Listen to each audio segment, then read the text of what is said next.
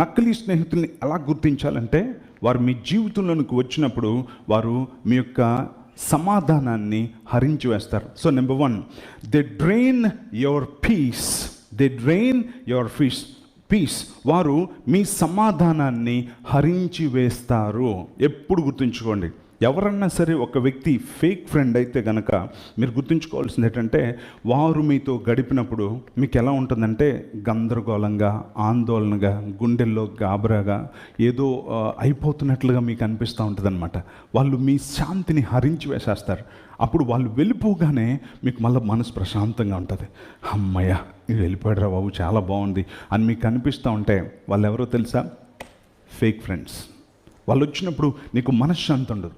నా జీవితంలో నేను అలాంటి వారిని చాలామందిని నేను చూశాను. సేవ ప్రారంభంలో అనేక మంది నాతో పాటు ఉండడానికి వచ్చిన అనేక మంది ఫేక్ ఫ్రెండ్స్ నేను చూశాను. వాళ్ళు ఎప్పుడు చూసినా సరే వారు నన్ను డామినేట్ చేయడానికి ప్రయత్నిస్తూ చిన్నగా ప్రారంభించినప్పుడే వాళ్ళు వస్తే నాకు మనశ్శాంతి ఉండేది కాదు. ఎందుకోసం అంటే, నేను ప్రార్థన చేసుకోవడానికి ఎవ్రీ సాటర్డే నేను ఫాస్టింగ్ ప్రేయర్ ఉంటాను, ఫ్రైడే నేను ప్రేయర్లో చేసుకుంటాను, వాక్యం ప్రిపేర్ అవుతుంటే వాళ్ళు ఏం చేసేవారంటే, స్నేహం మొదలుపెట్టిన దగ్గర నుంచి ఈరోజు మనము ఆ హోటల్కి వెళ్దాం, రేపు ఈ హోటల్కి వెళ్దాం, ఈరోజు శామ్ నువ్వు మాకు భోజనం పెట్టాలి, రేపు మేము నీకు హోటల్లో భోజనం పెడతాం, ఈ హోటల్కి వెళ్దామా, ఆ హోటల్కి వెళ్దామా, ఆదివారం నాడు చర్చ్ అయితే ఎలా విశ్రాంతి తీసుకుందాం అంటే, శామ్ ఈరోజు మనం ఫార్చ్యూన్ హోటల్కి వెళ్ళిపోదామా అని చెప్పి అంటాను.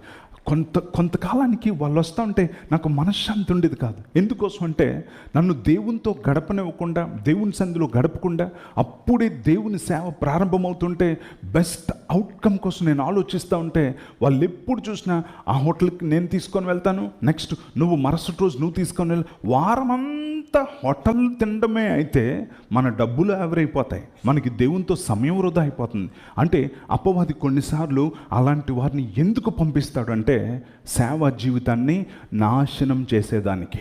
అప్పుడు అర్థమైంది చివరికి వాళ్ళు ఎప్పుడైతే వదిలిపోయారో మనశ్శాంతి, పీస్ అనేది వచ్చింది.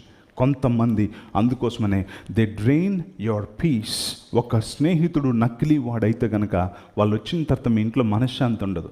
మీ భార్య భర్తల మధ్యన కూడా గొడవలు అయిపోతూ ఉంటాయి. మీ ఇంట్లో అశాంతి తాండవిస్తూ ఉంటుంది. దాన్ని బట్టి తెలుసుకోవాలి, వీడు నకిలీ ఫ్రెండ్, వీని వల్ల మా ఇంట్లో సమాధానం పోతుంది, నా భర్త ఆలోచన విధానం పోతుంది, మా కుటుంబంలో అశాంతి కలుగుతుంది, తప్పుడు మాటలు ఎక్కడెక్కడో తీసుకొస్తున్నాడు అని చెప్పి వాళ్ళని తరిమేయడం నేర్చుకోవాలి. సో నెంబర్ 1, నకిలీ స్నేహితులు ఎలా ఉంటారంటే, దే డ్రైన్ యువర్ పీస్. వారు మీ సమాధానాన్ని హరించి వేస్తారు.